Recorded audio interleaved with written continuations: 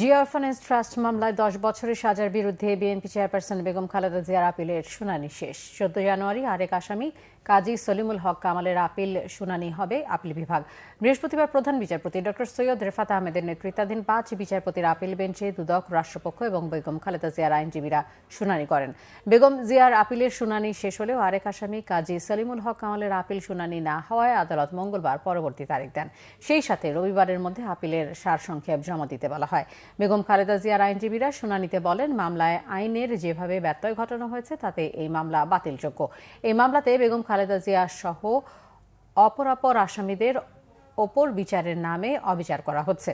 গত বছরের 11 November Zia orphanage trust মামলায় 10 বছরের সাজার বিরুদ্ধে বিএনপি চেয়ারপারসন বেগম খালেদা জিয়ার লিভ টু আপিল মঞ্জুর করে আপিল বিভাগ। সেই সাথে বেগম খালেদা জিয়াকে দেওয়া 10 বছরের সাজা স্থগিত করা হয়। 2018 সালের 8 ফেব্রুয়ারি জিয়া অরফানেজ ট্রাস্ট মামলায় খালেদা জিয়াকে 5 বছরের কারাদণ্ডাদেশ দেন বিচারিক আদালত।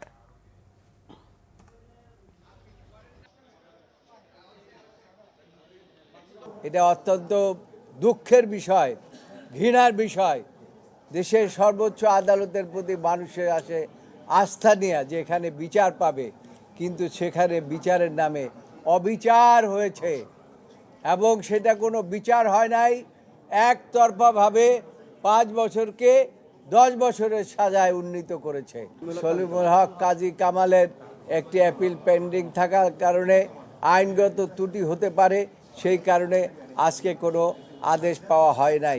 আমরা আদালতের প্রতি নিবেদন জানিয়েছি এই মামলা বয়েড অ্যাব ইনিশিও, অর্থাৎ শুরু থেকে অকার্যকর, এবং আমরা প্রত্যাশা করছি আদালত, মহামান্য আদালত সকলের বক্তব্য শ্রবণ করেছেন, ন্যায় বিচার করবেন।